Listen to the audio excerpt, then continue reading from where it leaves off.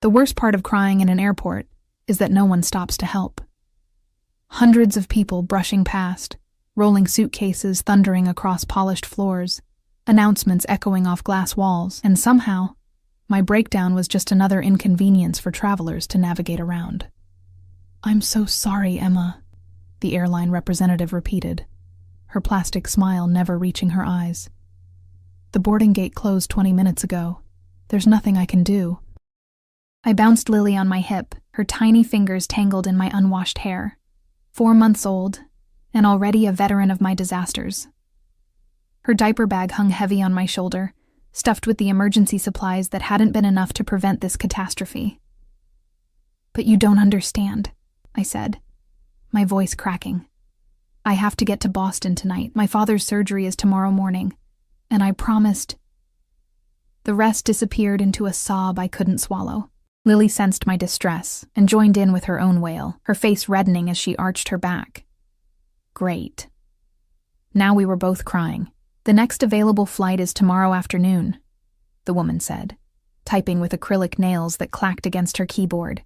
"I can put you on standby, but with the convention in town, I wouldn't count on— Tomorrow is too late." I hadn't meant to shout. People turned to stare, and I shrank under their judgment. Single mother? Can't even catch a flight. Can't control her baby. I knew what they were thinking because I was thinking it too. The representative's smile tightened. "If you'll excuse me, there are other passengers waiting." I stepped away, wiping my face with the sleeve of my jacket. The nice one I'd bought secondhand for the hospital visits, now stained with infant formula and my mascara. Not that it mattered anymore. I wouldn't be there to hold Dad's hand before surgery. I wouldn't be there if something went wrong. Finding an empty row of seats near a window, I collapsed and laid Lily across my lap, fishing through the diaper bag for her pacifier. My phone buzzed with a text from my sister. "Boarding now." "Where are you?" How could I tell her I'd miscalculated everything? The traffic to the airport, the time needed to check the car seat, the extra security screening for the baby formula. By the time we reached the gate, the door had closed, and no amount of begging would open it. "Shh, it's okay," I whispered to Lily, though we both knew it wasn't. Her father had disappeared the moment I'd told him I was pregnant, taking with him my savings and leaving behind only mounting bills. Now Dad, my only real support, was facing open-heart surgery with a 30% survival rate, and I couldn't even manage to be there. I didn't notice him at first, just a shift in the air, like the barometric pressure had suddenly changed. A subtle cologne cut through the antiseptic airport smell, something expensive and unfamiliar. Then a shadow fell across Lily and me. "Excuse me." The voice was deep, accented with something I couldn't place. Eastern European, maybe, softened by years of American living. I looked up through swollen eyes. He stood like he owned the terminal. Dark suit that probably cost more than my rent, perfectly tailored to broad shoulders. No tie, just the hint of a crisp white shirt beneath a jacket that didn't have a single wrinkle. His face was all angles, sharp cheekbones, strong jaw darkened with precisely maintained stubble, but it was his eyes that stopped my breath. Pale blue, almost gray, watching me with an intensity that made me want to check if I had spit up on my shirt. 2 men flanked him at a respectful distance, both wearing dark suits and earpieces, scanning the terminal with mechanical precision. One held a phone to his ear, speaking too quietly to hear. "I couldn't help overhearing," the man said, his gaze dropping to Lily, who had miraculously stopped crying to stare up at this stranger. "You missed your flight to Boston." It wasn't a question, but I nodded anyway, trying to regain my composure. "Yes. My dad's having surgery tomorrow, and I stopped myself. Why was I telling him this? Sorry, I don't mean to bother anyone." His mouth curved slightly, not quite a smile, but something that transformed his severe features into something almost approachable. Almost. "I'm flying to Boston tonight, private jet." He gestured vaguely toward the windows where the smaller aircraft were parked. "You're welcome to join me if it would help." I blinked, certain I'd misheard. "I'm sorry, what?" "My plane. I have room." He said it simply, as if offering a stick of gum, rather than a private flight worth thousands of dollars. One of his men cleared his throat softly. The man in the suit held up a hand without looking away from me, and the warning died instantly. Every stranger danger alarm in my body began screaming. People don't just offer private jets to crying women in airports. Not normal people, anyway. I clutched Lily closer to my chest. That's very kind, but I couldn't possibly. It's leaving in 30 minutes. He checked a watch that probably cost more than my car. You'd arrive in time to rest before the hospital visit tomorrow. I hesitated, torn between suspicion and desperation. Why would you do that for a stranger? Something flickered behind those cold eyes. A memory, perhaps, or a calculation. I lost my father last year, surgery complications. His voice remained steady, but his jaw tightened. I was stuck in a meeting. Didn't make it in time. The statement hung between us, simple and devastating. I found myself believing him, though I had no reason to. I have a baby, I said stupidly, as if he couldn't see Lily squirming in my arms. That ghost of a smile returned. I noticed. My plane has everything she'll need. Formula, diapers, my assistant can arrange anything else. It was madness to even consider it. Get on a private plane with a stranger who looked like he could buy and sell my entire existence without checking his bank balance. A man with security guards and a command presence that made everyone in the terminal subtly shift their paths to avoid disturbing him. And yet, what choice did I have? Dad's surgery was high risk. If something happened and I wasn't there. I don't even know your name, I said, realizing how ridiculous that objection was given everything else about this situation. Alexander Volkov. He extended his hand, and I shifted Lily to shake it. His grip was warm and firm, engulfing my smaller hand completely. And you are? Emma Chen, and this is Lily. My daughter chose that moment to smile her gummy smile at him. The little traitor. Something soft passed over Alexander's face. There and gone so quickly I might have imagined it. He nodded once. Decision made. My security team will escort you. I have one call to make. Before I could respond, he turned away, speaking rapidly into a phone I hadn't even seen him remove from his pocket. The shorter of his two guards approached me, respectful but clearly used to being obeyed. Ms. Chen, if you'll follow me. Do you have luggage? I nodded dumbly, fumbling for my baggage claim tickets. The entire situation felt surreal, like I'd stepped into someone else's life. As the guard led me toward the exit, I glanced back to see Alexander watching us, phone still at his ear. Our eyes met, and a chill ran down my spine, not entirely unpleasant, but warning nonetheless. I'd just accepted an enormous favor from a complete stranger, a man whose very presence commanded deference. What I didn't know then, as I followed his security team with Lily babbling happily on my hip, was that I'd just made a catastrophic mistake. I wasn't just getting on Alexander Volkov's private jet, I was stepping into his world, and once you enter the orbit of a man like him, you don't just walk away. The car that transported us to the private airfield was a black SUV with windows so tinted I could barely see outside. Lily was fascinated by the leather interior, reaching out to pat the seats with her tiny hands. I kept her on my lap, still half convinced I should grab my suitcase and run. First time on a private jet? The driver's eyes met mine in the rearview mirror. Unlike Alexander's other security, he seemed almost friendly. Is it that obvious? I adjusted Lily's little headband, which had gone askew during her earlier tantrum. He chuckled. Mr. Volkov doesn't often extend invitations to strangers. You must have made quite an impression. There was something in his tone, not quite a warning, but close. Before I could analyze it further, we pulled up to a sleek white aircraft that made my heart skip. This wasn't just a private plane. This was luxury beyond anything I'd ever encountered. Alexander was already there, standing at the bottom of the stairs leading up to the cabin, hands in his pockets as he spoke to a uniformed pilot. When our car stopped, his attention immediately shifted to us. To me. The driver opened my door and helped me out. Lily clutched firmly against my chest. The night air was cool, and I shivered, from the temperature or from nerves I couldn't tell. Emma? Alexander said my name like he was testing it on his tongue. Come, we're cleared for takeoff. As I climbed the stairs, careful not to trip with Lily in my arms, I had no way of knowing that missing my commercial flight wasn't an accident of poor planning. It was the first thread in a web I didn't even know existed. The interior of the jet stunned me into silence. Cream leather seats, wider than my sofa at home. Polished wood tables. Lighting that somehow managed to be both bright enough to see and soft enough to soothe. The carpet was thick enough that my worn sneakers sank slightly with each step. "Please, sit anywhere." Alexander gestured to the cabin as he followed me inside. "Would you like something to drink? Water? Wine?" "Just water, thank you." I settled into a seat, arranging Lily on my lap. She was wide-eyed, taking in the unfamiliar surroundings with the curiosity only babies possess. "This is incredible. I've never seen anything like it. It serves its purpose." He said it casually, as if a multi-million-dollar private jet was simply a practical necessity, rather than an outrageous luxury. A flight attendant I hadn't noticed appeared with a crystal glass of water for me and a hot towel.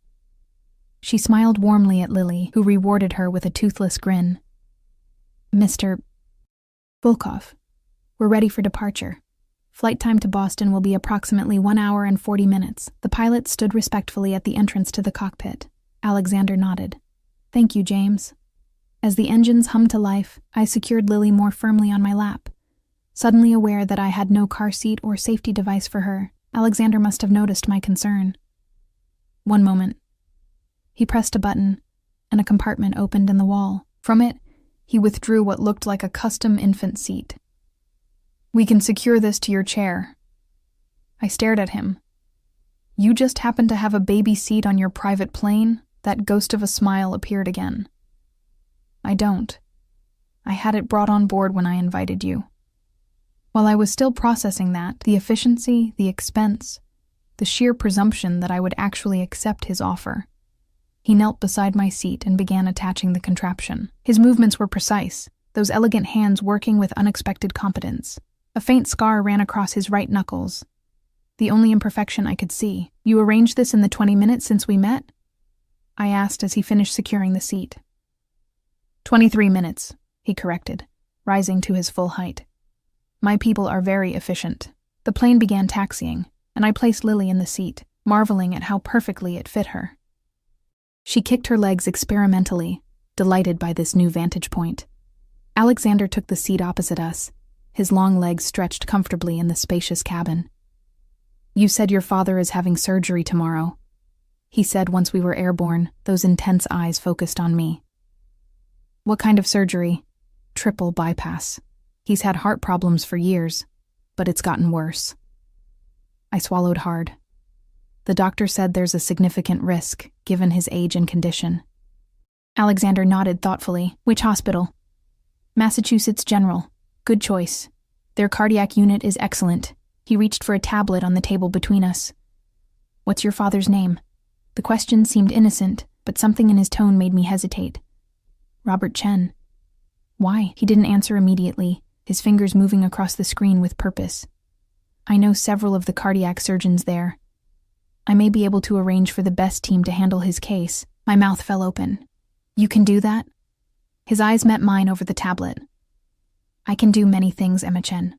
The way he said it, calm, matter-of-fact, yet loaded with implication, sent a shiver through me. Not fear exactly, something else entirely. "Why are you doing all this?" I asked, the question that had been burning in me since the terminal.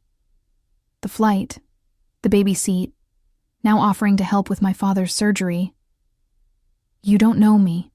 Alexander set the tablet down, considering me with those unreadable eyes. "Let's say I recognize something in you. A determination, a desperation."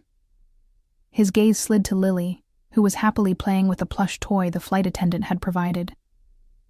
"A loyalty to family that I respect." I wasn't sure I believed him, but I also wasn't in a position to refuse help. Not when Dad's life might depend on it. "Thank you," I said simply. "I don't know how I could ever repay you."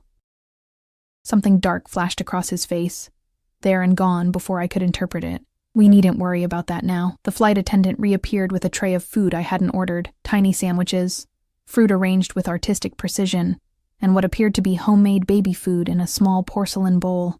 "I took the liberty of arranging a light meal," Alexander explained. "You looked like you hadn't eaten in some time." He wasn't wrong. Between packing, arranging time off from my part-time job at the library, and managing Lily's schedule, I'd forgotten to eat anything substantial since morning. That's very thoughtful, I murmured, suddenly aware of how disheveled I must look compared to the pristine luxury surrounding me. My hair was pulled back in a messy ponytail, my clothes rumpled from hours of travel and baby care. Alexander seemed not to notice, or perhaps not to care. He watched as I fed Lily a tiny spoonful of the pureed food, her little face lighting up at the taste. "She likes it," I said, surprised. "Organic sweet potato with a touch of cinnamon," he replied. "My chef's recommendation." "Your chef has recommendations for baby food?" I wanted to ask, but didn't. Instead, I focused on feeding Lily, grateful for the momentary distraction from the intensity of Alexander's attention. When Lily had eaten her fill, I wiped her mouth and set her back in the safety seat, where she promptly began to doze, lulled by the gentle hum of the engines and her full belly. "She's beautiful," Alexander observed, his voice softer than I'd heard it before. "She has your eyes." I glanced down at my sleeping daughter, her delicate features peaceful in sleep. "Thank you. She's the best thing that ever happened to me, even if her timing wasn't ideal." "Her father isn't in the picture." It wasn't a question. I stiffened slightly. "No. He left when I told him I was pregnant, took most of our savings with him." Alexander's expression hardened, a muscle ticking in his jaw. "His name?" The sudden shift in his demeanor alarmed me. "It doesn't matter. He's gone, and Lily and I are better off without him." "It matters," Alexander said, his accent thickening slightly. "A man who abandons his child and steals from the mother deserves consequences." The way he said consequences made my skin prickle with unease. "It was a long time ago. I've moved on." His eyes held mine, searching for something I couldn't identify. After a long moment, he nodded once, though I sensed he hadn't dropped the subject permanently. "You work at a library," he said, changing direction so abruptly I blinked in confusion. "How did you know that?" He gestured vaguely. "Your bag. There's a library card with employee marking visible in the side pocket." I glanced down. He was right. My staff ID was partially visible in the mesh pocket of my diaper bag. The man missed nothing. "Yes, I'm a reference librarian. Part-time since Lily was born. You enjoy it?" The question seemed oddly personal coming from him, yet his interest appeared genuine. "I love books," I said simply. "I love helping people find information they need. The pay isn't great, but the hours work with Lily's schedule and my boss is understanding about childcare emergencies." "A worthy profession," he said, surprising me. "Knowledge is power. Those who guard it and guide others to it perform a valuable service." Before I could respond, his phone vibrated. He checked it, his expression cooling to professional detachment. "Excuse me a moment." He rose and moved to the back of the cabin, speaking in a language I didn't recognize. Russian, perhaps, or Ukrainian. I took the opportunity to study him without the discomfort of his direct gaze. The way he carried himself spoke of someone accustomed to authority, to being obeyed without question. His security team had called him Mr. Volkov, with a deference that went beyond employer-employee relations. And now he was making calls in foreign languages while flying to Boston on a private jet that probably cost more per hour than I made in months. Who exactly was Alexander Volkov? Some kind of international businessman? Diplomat? Tech mogul I was too out of touch to recognize? His voice rose slightly, an edge of steel entering his tone. Though I couldn't understand the words, the message was clear. Someone had displeased him. I suppressed a shudder, grateful I wasn't on the receiving end of that controlled anger. When he returned to his seat, his expression was once again composed, though tension lingered around his eyes. "My apologies," he said. "Business that couldn't wait." "Of course." I hesitated, then ventured. "What kind of business are you in exactly?" He regarded me steadily. "Import, export, primarily. I have interests in various sectors: shipping, real estate, private security." It was both an answer and not an answer, revealing nothing specific while sounding perfectly legitimate. "It must keep you busy," I said, for lack of a better response. "Too busy, at times." His gaze drifted to Lily, still sleeping peacefully, but necessary. The flight attendant approached with a satellite phone. "Mr. Volkov, Dr. Winters is available to speak with you about the arrangements at Massachusetts General." I straightened. You already contacted someone about my father's surgery? Alexander took the phone. As I said, Emma, my people are efficient. To the flight attendant, he added, please bring Miss Chen the details of her accommodations. Accommodations? I echoed. I was going to stay with my sister. She's expecting me. I've taken the liberty of arranging a suite near the hospital, he said, as if this were perfectly normal. 2 bedrooms, with a crib for Lily and all necessary supplies. Your sister is welcome to join you there, of course. I opened my mouth to protest, then closed it again. The truth was, my sister's 1-bedroom apartment would have been cramped with all of us squeezed in. A suite near the hospital would make everything easier, especially with Lily.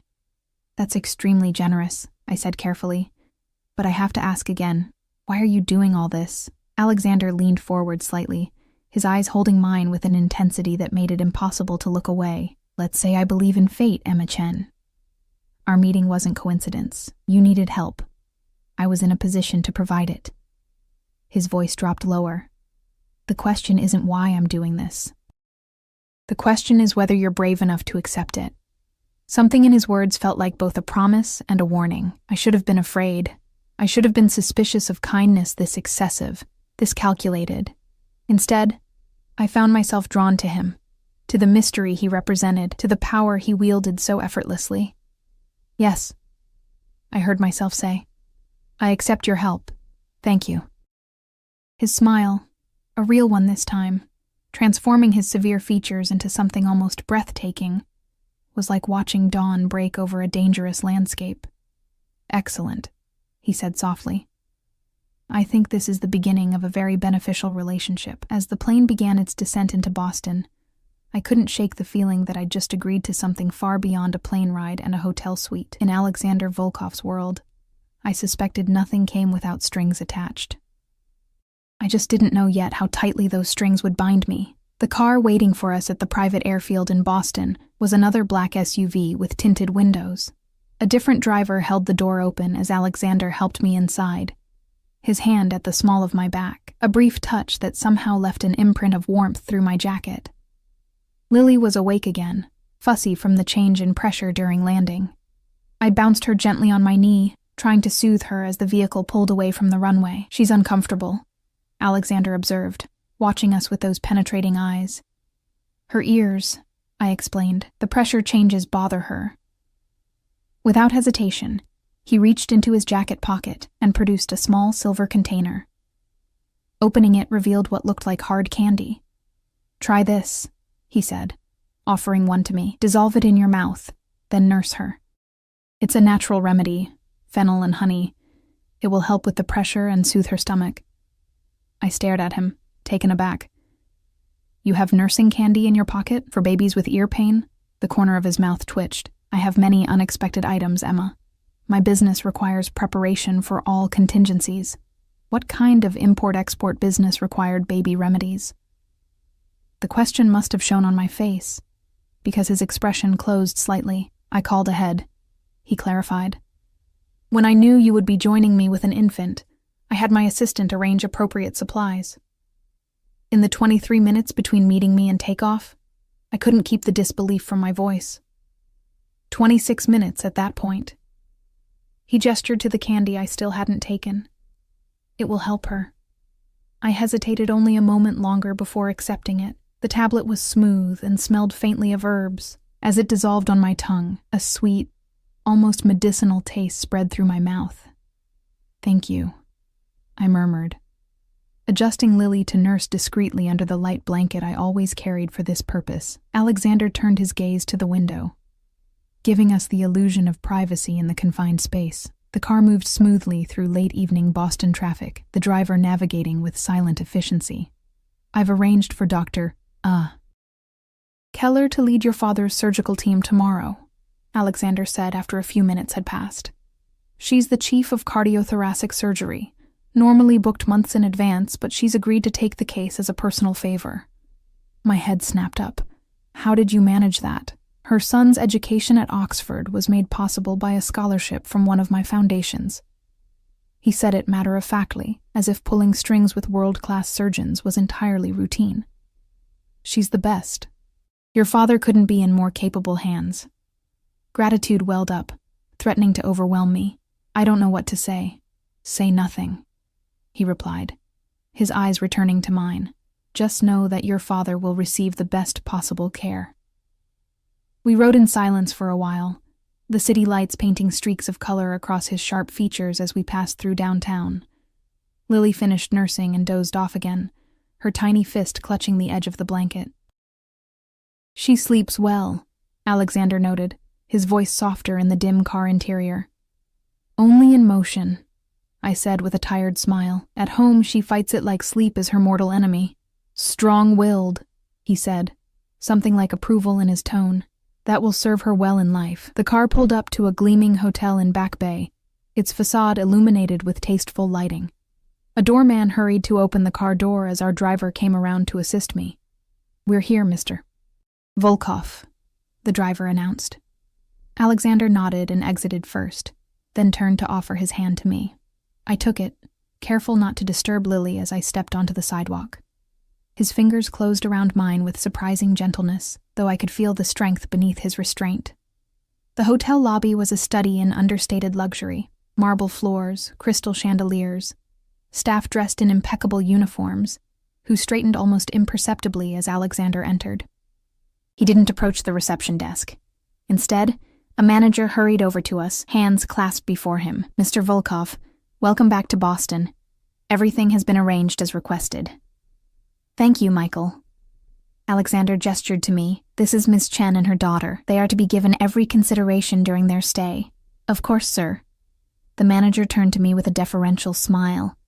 "Miss Chen, it's our pleasure to host you. Your suite is ready, and all the baby items you might need have been delivered as requested." I blinked, wondering exactly what all the baby items entailed. Before I could ask, Alexander placed his hand at the small of my back again, guiding me toward the elevators. "I've taken a suite on the same floor," he said, as we stepped into a private elevator that required a keycard, "in case you need anything during the night." My pulse quickened, though I couldn't have said why. "That's thoughtful." The elevator opened directly into a foyer with only 2 doors, one across from the other. "Your suite," Alexander said, nodding to the door on the left. He handed me a key card. "Mine is opposite." A security guard I hadn't noticed until now stood discreetly by the elevator, nodding respectfully as we passed. Another guard appeared from a service entrance at the end of the hall, completing what I realized was a security perimeter. "Is all this security normal for you?" I asked, unable to contain my curiosity. "Yes." He didn't elaborate, simply opening the door to my suite with another key card. "After you." The suite took my breath away. Larger than my entire apartment, it featured a spacious living room with floor-to-ceiling windows overlooking the Boston skyline. Beyond that, I could see 2 bedroom doors, one slightly ajar to reveal a king-sized bed turned down for the night.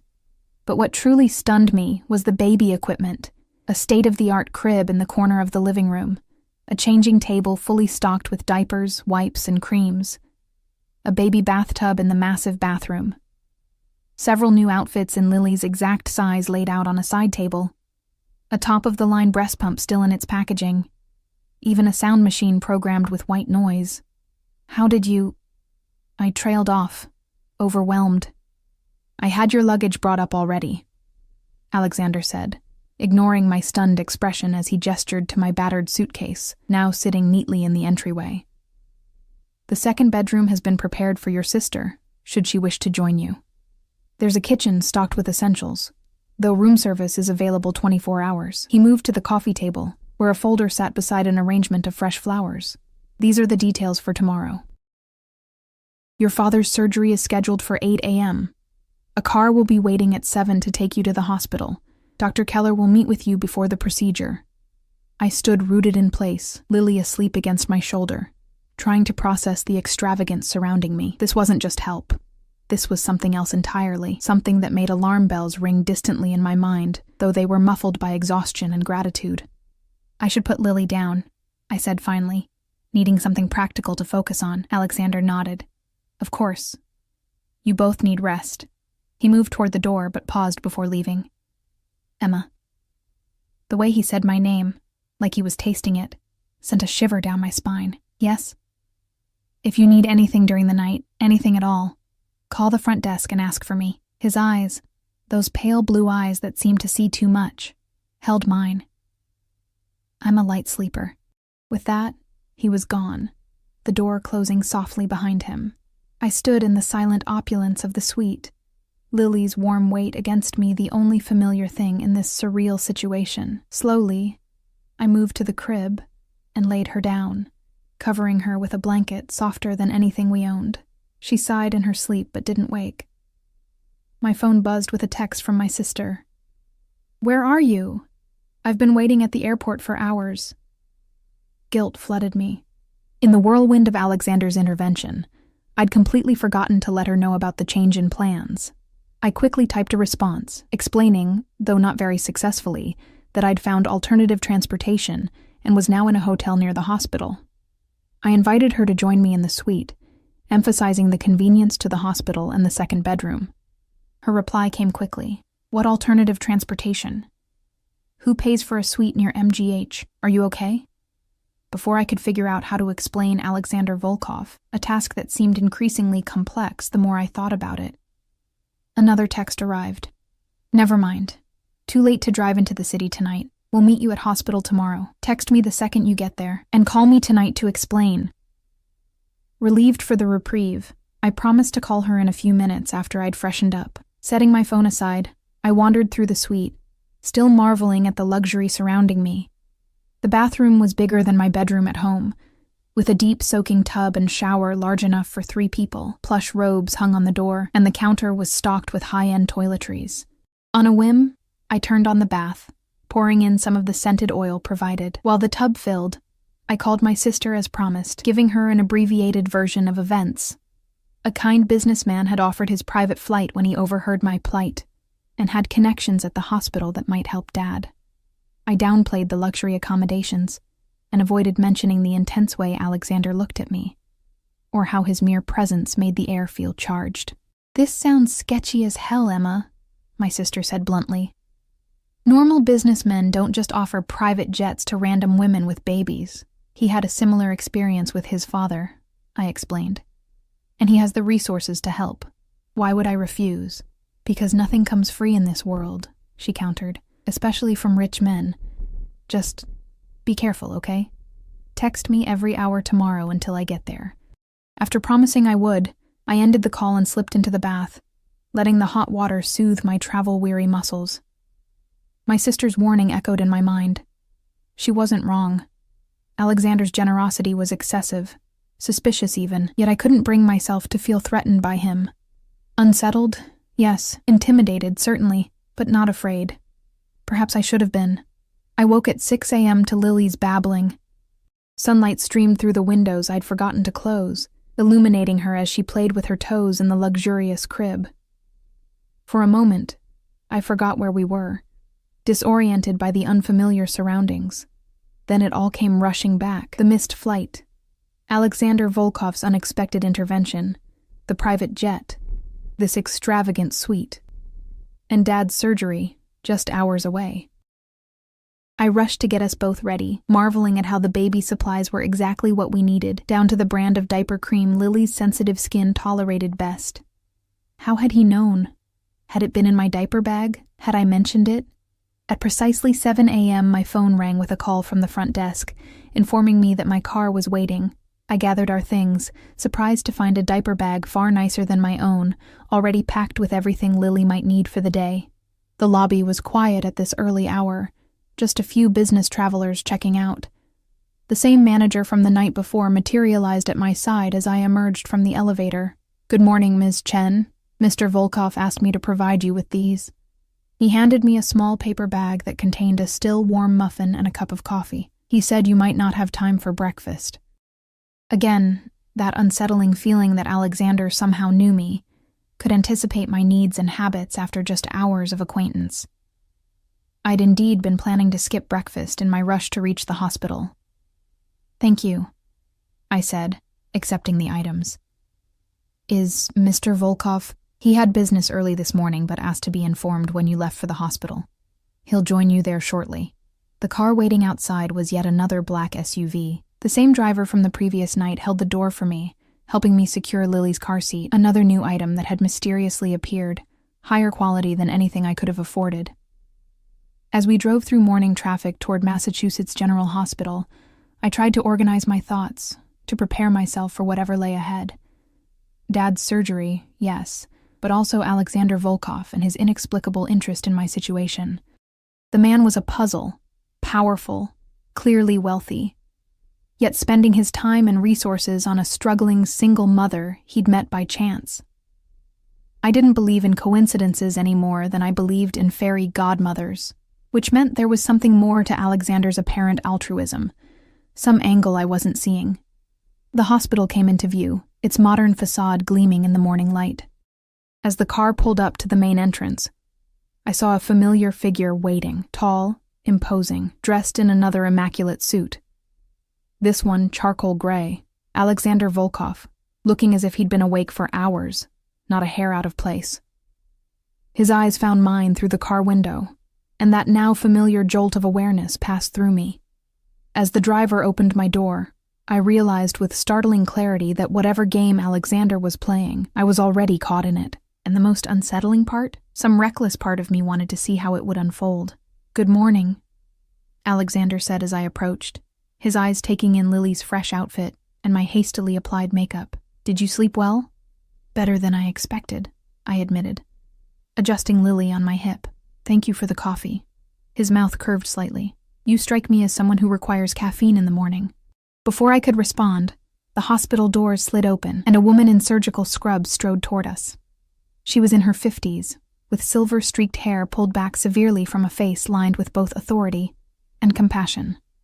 "Alexander," she greeted him with familiar ease, confirming my suspicion that their connection went beyond a simple professional relationship. "It's been too long. Katerina." He inclined his head respectfully. "Thank you for taking this case on short notice." "I owed you one." Her piercing gaze shifted to me. "You must be Emma Chen. I'm Dr. Keller."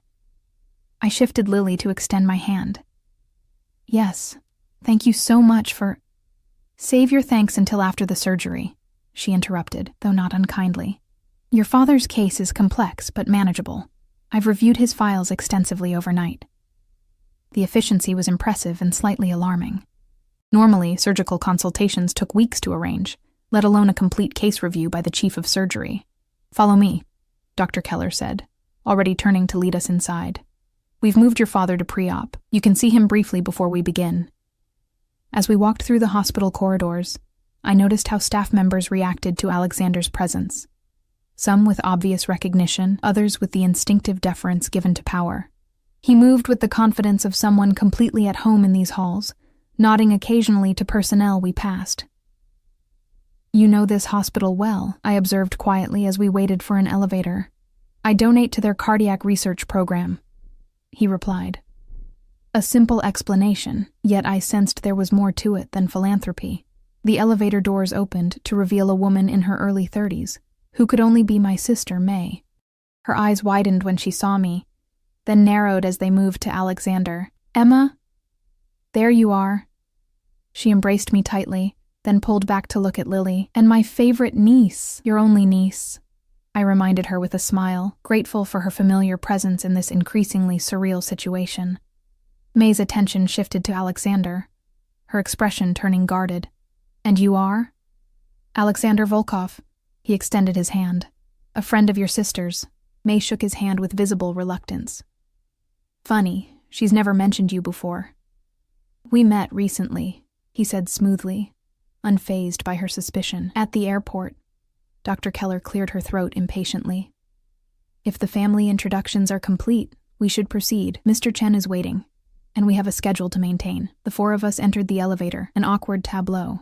May shot me a look that clearly said, "We'll discuss this later," before turning her attention to Dr. Keller and asking pointed questions about our father's condition. I was grateful for her medical knowledge.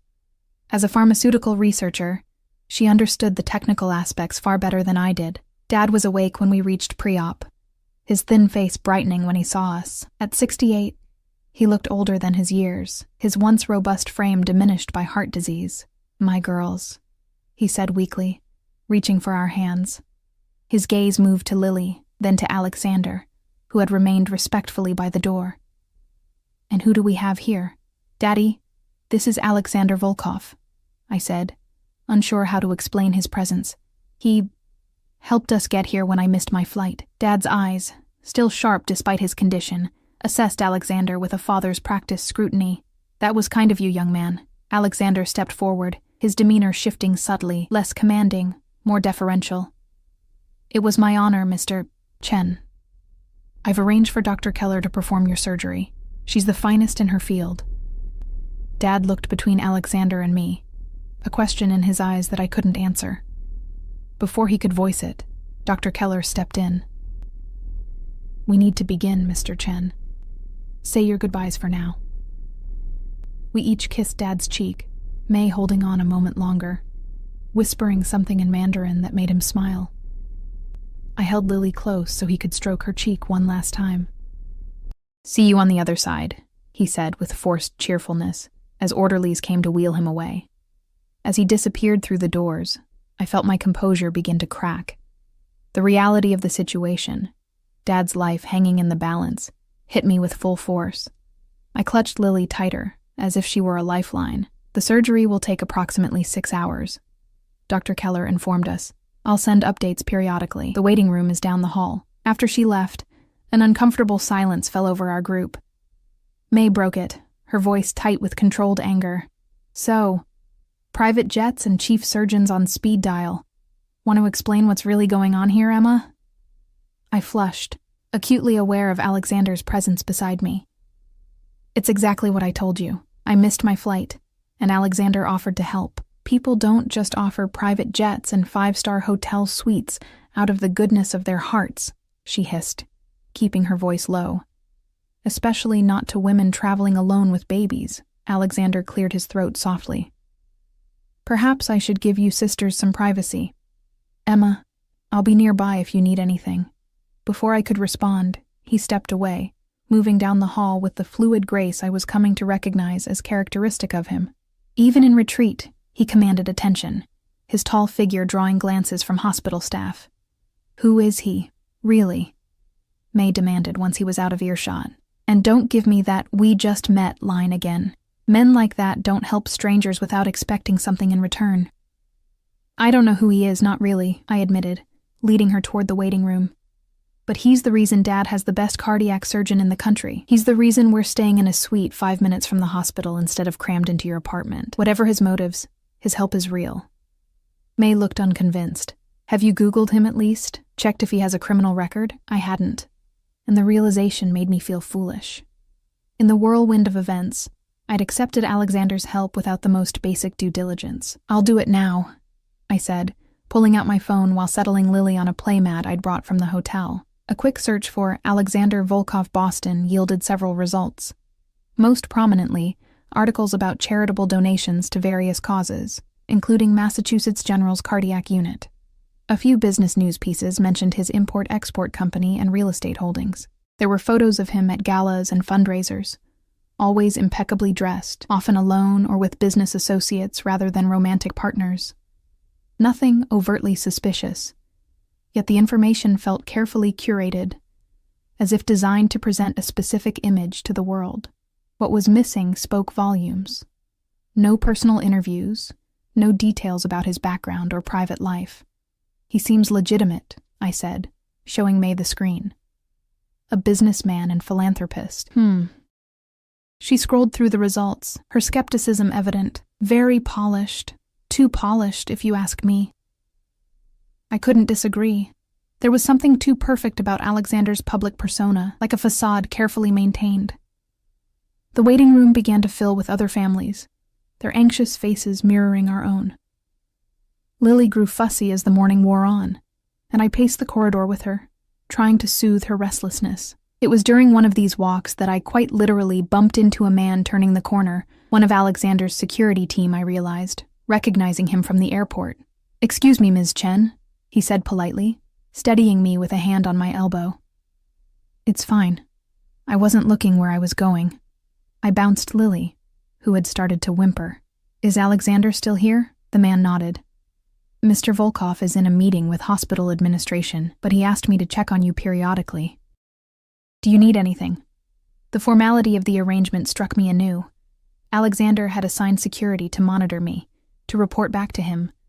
The gesture could be interpreted as thoughtful or controlling, depending on one's perspective. We're fine, thank you, I said, then hesitated. Actually, could you tell me, how long have you worked for Mr. Volkov? Something flickered in the man's eyes. Caution, perhaps. 7 years, ma'am. And what exactly does he do? His business, I mean. He mentioned import-export, but that's rather vague. The security guard's expression became carefully neutral. Mr. Volkov has diverse business interests. It's not my place to discuss them.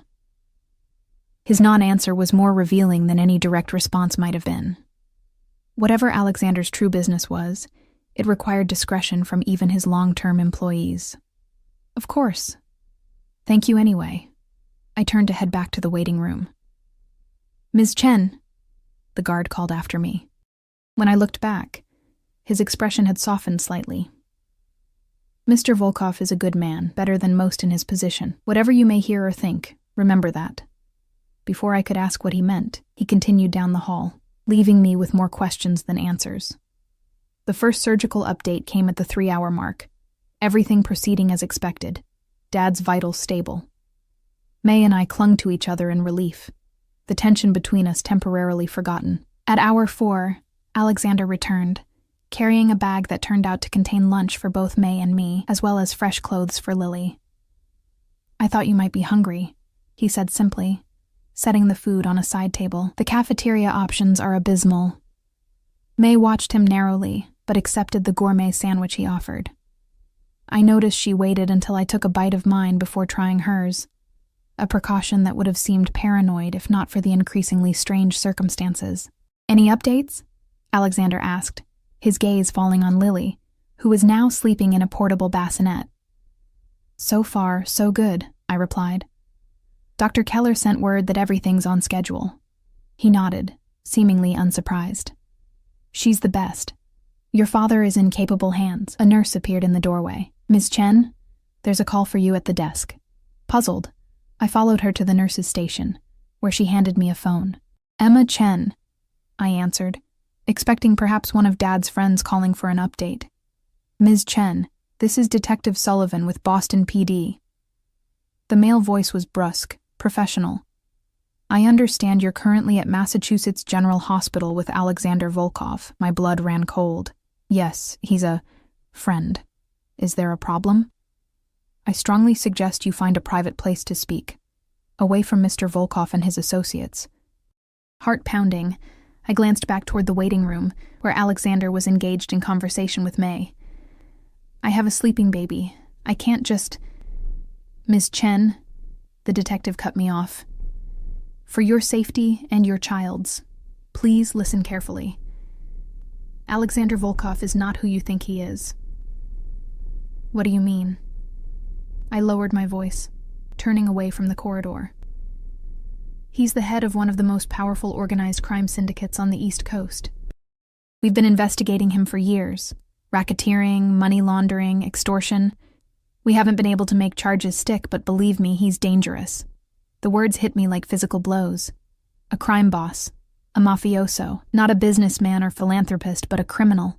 One powerful enough to evade prosecution. That can't be right, I stammered. Though even as I denied it, pieces began falling into place. The excessive security, the deference from everyone we encountered. The way he could arrange impossible things with a single phone call. I understand this is difficult to hear, Detective Sullivan continued. But you need to distance yourself from him immediately. We can arrange protection if necessary. My mind raced. If what the detective said was true, I'd unwittingly accepted help from a criminal, had allowed him into our lives, had even left my daughter alone with him briefly. Yet Alexander had been nothing but helpful and respectful. He'd arranged the best care for my father, had provided comfort and security when I most needed it. His actions didn't align with the detective's description. Why are you telling me this? I asked, suspicion growing. If he's as dangerous as you claim, why approach me at all? A slight pause. We've been building a case. Your unexpected connection to him presents an opportunity, if you were willing to help us, and there it was. Not concern for my safety, but an attempt to recruit me as an informant, to use my tenuous connection to Alexander for their investigation. I need to go, I said abruptly. My father is in surgery. Ms. Chen, please consider. I hung up, my hands shaking. When I turned around, Alexander stood at the end of the hallway, watching me with those unreadable eyes. Had he heard? Did he know who had called? His expression revealed nothing as I approached. Everything all right? I forced myself to meet his gaze, searching for signs of the criminal mastermind the detective had described. I saw only the man who had helped us when we were desperate, who had arranged the best possible care for my father. Wrong number, I lied, the words bitter on my tongue. Something in his eyes told me he knew better. But he didn't press. Instead, he simply offered his arm. Dr. Keller sent another update. Your father is doing well. The most critical part of the procedure is complete. Relief washed over me, temporarily displacing my confusion and fear. Dad was going to be okay. Whatever else was happening, whatever Alexander Volkov truly was, that fact remained.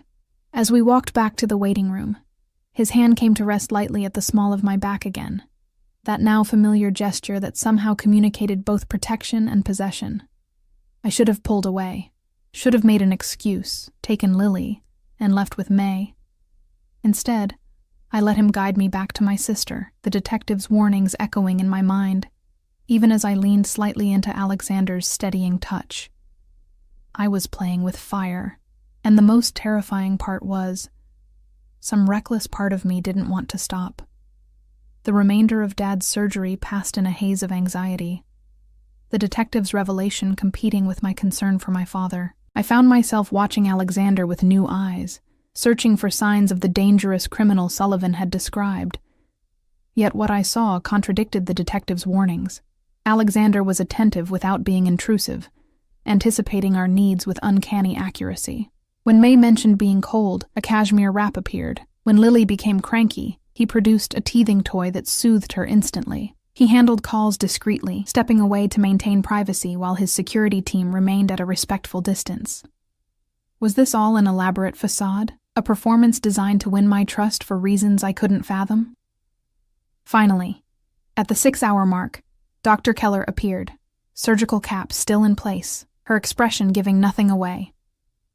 The surgery was successful, she announced without preamble. We encountered some complications with calcification around the valves, but were able to address them. He's being moved to recovery now. The relief was so intense I nearly collapsed. May gripped my hand, her earlier suspicions temporarily forgotten in the joy of knowing Dad had made it through. When can we see him? She asked. He'll be heavily sedated for the next 12 hours. I recommend you both get some rest and return tomorrow morning. Dr. Keller's gaze shifted to Alexander. The post-operative care will be extensive. I've arranged for the best rehabilitation specialists. He nodded once. Thank you, Katerina. Your skill is unmatched. Something passed between them, an understanding born of shared history. Then Dr. Keller turned back to us. Your father is a strong man. With proper care, he should make a full recovery. She squeezed my shoulder briefly, the gesture startlingly human from someone so professionally detached, before departing. As we gathered our things, Alexander's phone vibrated. He checked it, his expression darkening infinitesimally before smoothing back to its usual composed state. I must attend to some business, he said, returning the phone to his pocket. My driver will take you both back to the hotel. Emma, might I have a word before you leave? May shot me a warning look, which I ignored as I followed Alexander to a quiet corner of the waiting room. Detective Sullivan contacted you, he said without preamble, his voice low enough that only I could hear. My breath caught. How did you... The hospital switchboard is monitored by my security team, a standard precaution. His expression remained neutral, but his eyes had hardened to chips of blue ice. I assume he made certain claims about me and my business. There was no point denying it. He said you're the head of an organized crime syndicate, that you're being investigated for racketeering, money laundering, extortion. I expected denial, perhaps outrage. Instead, Alexander simply studied me, as if gauging my reaction rather than defending himself. "And do you believe him?"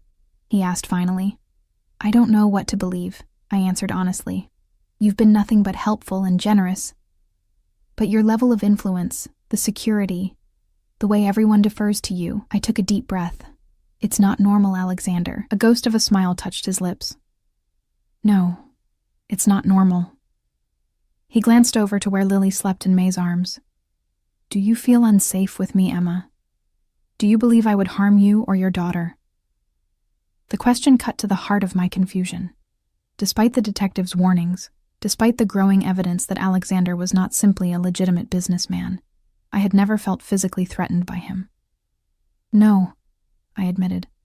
"I don't believe you would hurt us." "Then trust that instinct." He reached out, his fingertips lightly brushing my cheek in a gesture so unexpected it left me momentarily speechless. "Go rest. We'll speak more tomorrow." As his security team escorted us to the waiting car, May remained suspiciously quiet. Only when we were alone in the hotel suite did she explode. "You're in over your head, Emma. That man is dangerous. I can feel it." She paced the living room while I put Lily down for a nap. The way his people watch everything, the way he knows things he shouldn't. It's not right. "He arranged for Dad to have the best surgeon in the country," I countered, though my own doubts echoed her concerns. "He's provided everything we've needed." "And what does he want in return?" May demanded. Men like that don't give without expecting something back. The question had haunted me since the airport. Why me? Why us? "I don't know," I admitted. "But right now, I'm just grateful Dad's okay. We can figure out the rest tomorrow." May clearly wanted to argue further, but exhaustion had claimed both of us. She retreated to the second bedroom while I took a long shower, letting the hot water wash away the hospital's antiseptic smell and the day's tension. As I stepped out, wrapped in one of the plush hotel robes, my phone chimed with a text message from an unknown number. "Check the living room." Curious and wary in equal measure, I opened the door to find a garment bag hanging from the decorative screen. Inside was an elegant black dress, simple yet clearly expensive, with a note pinned to the collar. "For tomorrow evening. I thought you might not have packed formal wear. Alexander." Beneath the dress was a shoebox containing heels in my exact size, and a smaller bag with understated jewelry, silver and sapphires that would complement my eyes. Formal wear? For what? As if anticipating my confusion, another text arrived. "Tomorrow, after visiting hours. Dinner, just the two of us. There are things we should discuss." I stared at the message, my emotions a conflicted tangle. The rational part of me knew I should decline, should distance myself from this man who might be everything the detective claimed. Yet another part, a part I barely recognized, wanted to understand him, to unravel the mystery of Alexander Volkov. After a long moment, I typed, "Yes." Morning brought a flurry of activity. Dad was awake, groggy but stable. May and I spent most of the day at his bedside, watching for every small sign of improvement. Dr. Keller visited twice, her assessment cautiously optimistic. Dad would need extensive rehabilitation, but the surgery had been a success. Throughout the day, I felt the weight of the evening ahead. May had reluctantly returned to her apartment for work clothes, planning to come back for another hospital shift in the evening. I hadn't mentioned my dinner plans with Alexander, knowing she would object strenuously. As visiting hours ended, I kissed Dad's forehead and promised to return first thing tomorrow. "That young man," he said weakly, his voice raspy from the intubation tube. "The one who arranged all this. He came by earlier." I froze. "Alexander was here? When?" "This morning before you arrived." Dad's eyes, though tired, were sharp. "He wanted to check on my progress personally. Interesting fellow." "What did you talk about?" I asked, trying to keep my tone casual. Dad's lips curved in a faint smile. "You, mostly. He asked for my permission to take you to dinner." The old-fashioned gesture surprised me. "And what did you say?" "I said my daughter makes her own decisions." His hand found mine, squeezing with what little strength he had. "But I also said that any man who arranges a top surgeon for a stranger's father deserves at least one dinner." I couldn't argue with that logic, though I wondered what Dad would think if he knew the detective's accusations. Back at the hotel, I found myself staring at the black dress Alexander had provided, It was perfect, modest enough to be appropriate, yet cut to flatter my figure in ways my usual wardrobe never did. As I slipped it on, I wondered how he had known my size so exactly. At precisely 7 o'clock, a knock came at my door. Alexander stood in the hallway, breathtaking in a dark suit that made his pale eyes even more striking by contrast. For a moment, he simply looked at me, something like appreciation in his gaze. "You look beautiful, Emma," he said finally, offering his arm. The restaurant was on the hotel's top floor, with panoramic views of Boston's skyline. As we were led to a private dining room, I realized the entire section had been reserved just for us. "You didn't need to close the whole restaurant," I said as he held my chair. "Privacy seems advisable, given what we need to discuss." He took the seat opposite mine, his movements graceful and controlled. A waiter appeared with champagne, pouring 2 glasses before discreetly withdrawing.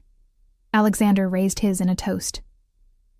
"To your father's recovery." I touched my glass to his. "To skilled surgeons and guardian angels, however unexpected." He smiled, a real smile that transformed his severe features. "Is that how you see me? A guardian angel?" "I don't know how to see you," I admitted. "Everything about our meeting, your help, it's all so improbable. Yet here we are."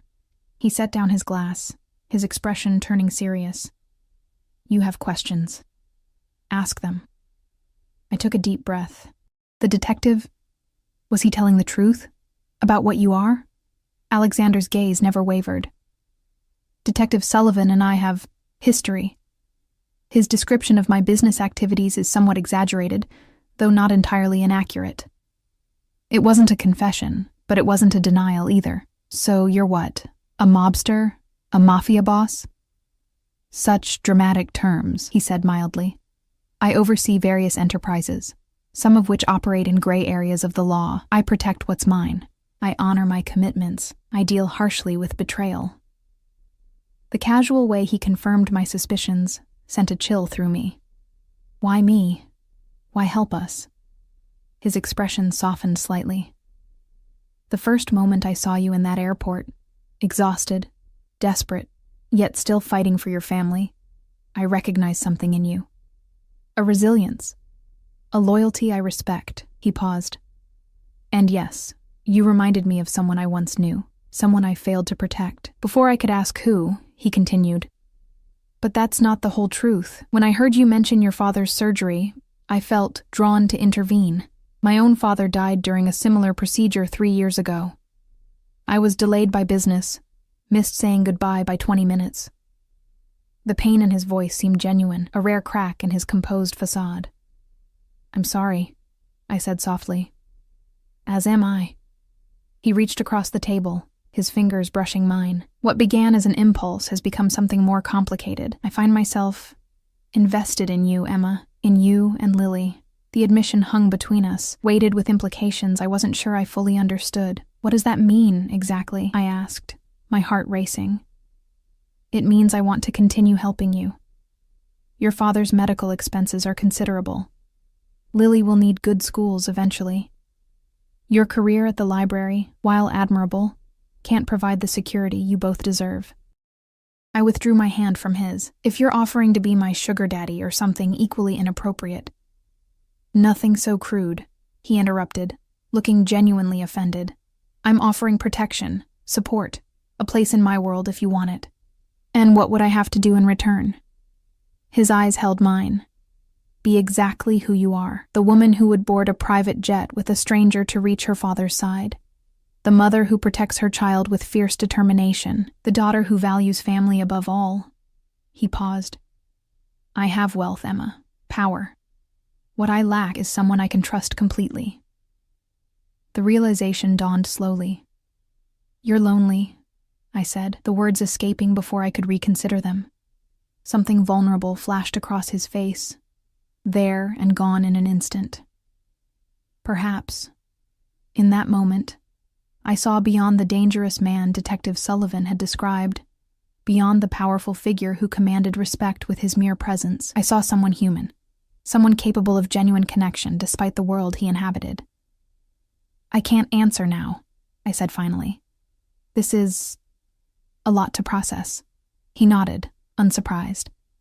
Take whatever time you need. My offer stands regardless. He reached for his champagne again. Now, shall we enjoy our dinner? The chef has prepared something special. As the meal progressed, conversation shifted to lighter topics. Alexander spoke of his travels, his appreciation for literature, his childhood in Russia before coming to America as a teenager. I found myself relaxing despite everything, drawn to his intelligence and unexpected moments of humor. By the time dessert arrived, a comfortable warmth had settled between us, the beginning of something I couldn't yet name, but couldn't deny either. Whatever you decide, Alexander said as he walked me back to my suite, know that your father's care is guaranteed. That was never conditional. At my door, he paused, his gaze dropping briefly to my lips before returning to my eyes. May I? I nodded, my breath catching as he leaned down to press his lips to mine, a kiss both gentle and restrained, yet filled with promise. When he pulled back, his eyes had darkened. Good night, Emma. As I watched him walk to his own suite, I knew my life had irrevocably changed. Alexander Volkov had entered my world like a force of nature, upending everything I thought I knew about myself and my limitations. The path forward was unclear, fraught with complications I could barely imagine. Yet as I closed the door behind me, I found myself already anticipating tomorrow and the chance to see him again. Sometimes the most dangerous decisions are the ones that feel most right. And Alexander Volkov, whatever he truly was, felt like a risk worth taking.